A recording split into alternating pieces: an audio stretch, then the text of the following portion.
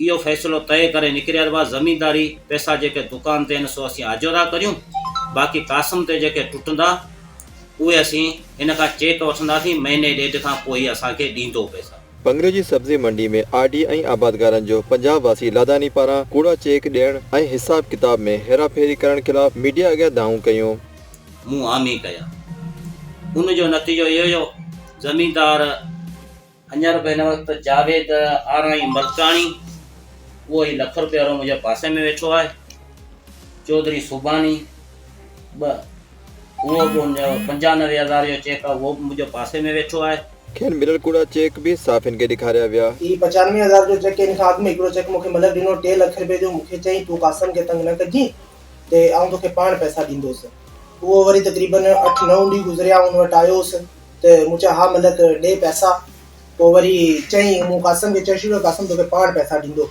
उन खां पोइ वरी टमाटर मुंहिंजा आया त उहो पोइ जीअं बि थी करे कासम मूंखे उहो पैसा ॾिना। हाणे वरी मुंहिंजा टमाटर आया, उहो ही चेक मूंखे ॾिनो हुअसि 23 तारीख़ जो, अॼु मथां 30 तारीख़ थी वई, अञा ताईं मूंखे पैसा कोन ॾिना आहिनि।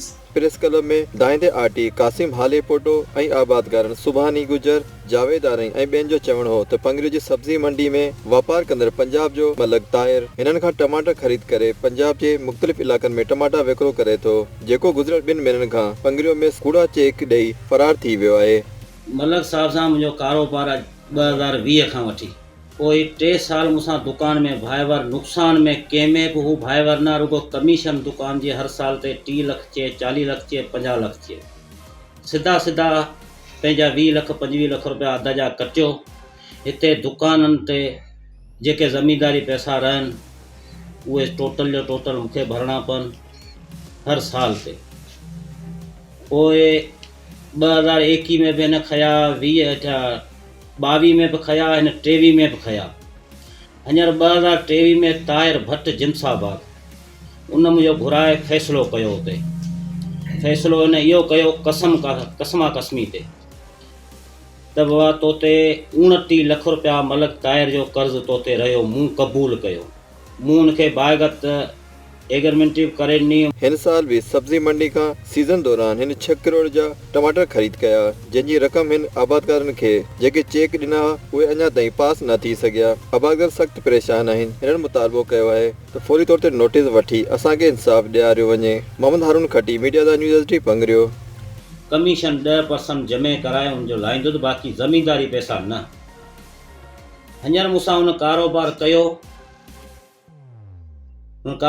मूंसां पासे में आहे, मुंहिंजे दुकान जे पासे में मदरसो आहे, उन मदरसे में हुन मूंसां गॾिजी हली कसम खयो त कासम तुंहिंजो दुकान बंदि न कराईंदुसि ऐं 5 रुपया मुंहिंजा तोते रहिजी विया त छुटी ॻाल्हि, बाक़ी दुकान तोखे शहर में तोखे बदनाम कोन कंदुसि।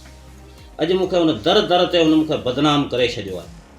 हिन वक़्तु मुंहिंजा उन ते पैसा आहिनि 61,30,000 रुपया दुकान जा ऐं 10 खां 12 लख रुपए जे अंदाज़े में जेके मुंहिंजा पूरा वरितल हुआ उन जी बचत आहे।